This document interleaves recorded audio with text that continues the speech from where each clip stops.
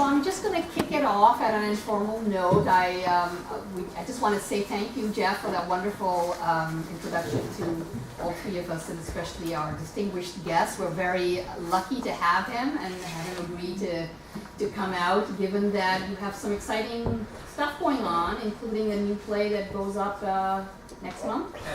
June at Lincoln Center. Lincoln Center, and what's the name? It's called The Who and the What. The Who and the What. And can you tell us a little bit about it without... Sure. I don't know if you guys probably have never read Taming the Shrew. Maybe some of you have.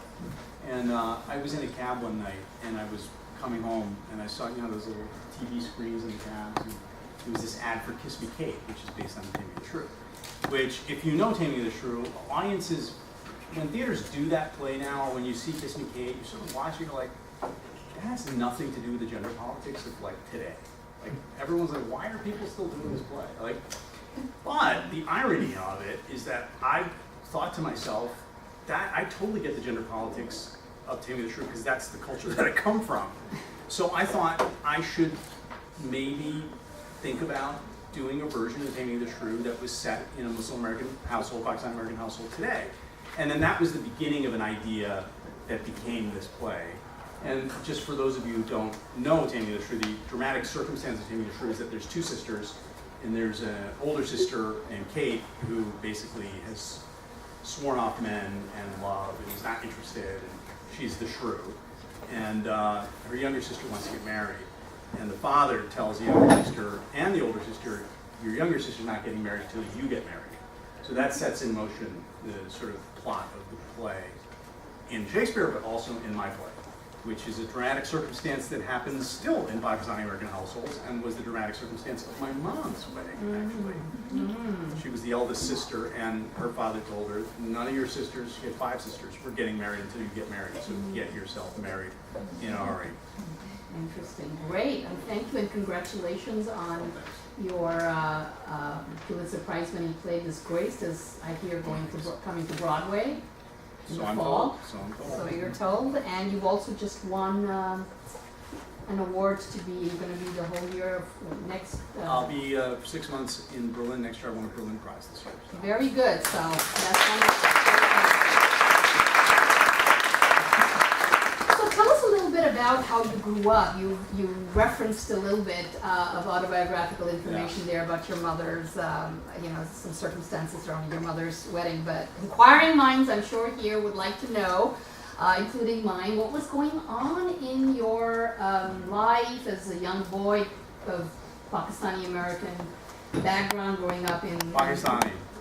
That American came later. Okay, so that's what we want to know. How Pakistani was your household? I didn't realize. And, well, I mean, I think one of the tell things. us about where you were and from that generation. So my folks came over in '68, and the quotas. There used to be these quotas against immigration from South Asia. There was like 400 people a year who could immigrate to America from South Asia, India, Pakistan, Bangladesh. That whole in '68 was all Pakistan, but. And then in 1965, they changed that because the U.S. government needed scientific and engineering talent to sort of like Kennedy's push to get a man on the moon and sort of, all of that sort of stuff. That changed the ethos in America. And so they lifted those quotas. My parents came over on a program. They were both doctors, graduated top of their class at like basically the Harvard Medical School version of Pakistan. And so they came over on a program that gave them visas, plane tickets, apartments, and jobs. So times have changed, as you can imagine. So they came here, my dad ended up in this, by luck, I mean, really, he always says that, he's been a very, very successful cardiologist, and he always said that it's been because of luck. He ended up in this program, which was the very first program in America that was training doctors in a new technology which had to do with the electrical impulses in the heart. So he became one of the first specialists of arrhythmia technology. And he and his 4 graduating intern class ended up starting the programs at Berkeley, Indiana University, University of Miami, University of Wisconsin. My dad ended up getting sent to Wisconsin, and my mom never forgave him for that. Still hasn't. They were in New York, and then they had to go out to Wisconsin. So I grew up basically in Wisconsin, and it was great. I mean, you know, if you like the Green Bay Packers, then you're one of the club, and I like the Green Bay Packers, so I was one of the club. I never really experienced any kind of, I wouldn't say I experienced outright racism or anything like that. You know, folks at that point didn't know what Muslims were. I mean, whatever, like, you might as well be from Jamaica or Antarctica, and anyway, I don't know where those places are anyway, so, you know, I had a sense of myself as being different, for sure. That difference was something that I took pride in, actually. It didn't bother me, it didn't make me want to fit in ways that I didn't, because I fit in well enough in ways that I did. And religion was an important part of my brought up my childhood. Not because of my parents. My dad, totally not interested in religion, thinks it's for idiots, and you know, pure rationalist. And my mom, sort of devotional, you know, but not really practicing, kind of just believing, and really now is more like Oprah, Wayne Dyer type Muslim than she is, you know, Quran Muhammad type Muslim. And she was always kind of that way in a way. So, but I was, as a kid, I was very sensitive to, I don't know, it's like the splendor and the wonder, the depth of experience, and you know, and there was nothing in my life that responded to that register of sensitivity except the Quran, and like maybe like Star Wars, like Empire Strikes Back, that, you know, like the whole Yoda, the whole sequence, you know, with Yoda, like that was like, oh yes, that's what reality is really about. And the Quran also responded for me to that level of experience. So I got very obsessed with the Quran, much to the confusion and consternation of my parents. And that lasted for a while. And American Dervish sort of tracks, I think, you know, folks ask me a lot, is it your life story? It's like, no, it's not my life story. It's a little bit like, imagine that my life were a bunch of tubes of paint. And so I use that paint to paint a different picture. And so it feels like my life because I'm drawing from those colors, and that's the substance of what I'm creating, but the actual image and form of what it is that I'm creating is not my life at all. That life, that's not what happened. But now, do your parents know that? Because it's fine for you to say it, right? That, you know, it's just a paint. Yeah. But the characters, the mom and dad in the novel. yeah, no, they're drawn very, very closely from life. You know, yeah, they totally know it. I mean, there are ways in which the book is a commentary on my childhood, for sure. You know, my mom, so I wrote the book, and then in 2010, it sold to a publisher. And for those of you who don't know about the publishing business, when you sell a book, between when you sell it and when it comes out, it can be like an insane amount of time. And like in my case, it was 15 and a half months. So it's like, Excruciating. yeah, it's like, what are you talking about? You bought the book, just put it out there already. I mean, what are you waiting 15 months for?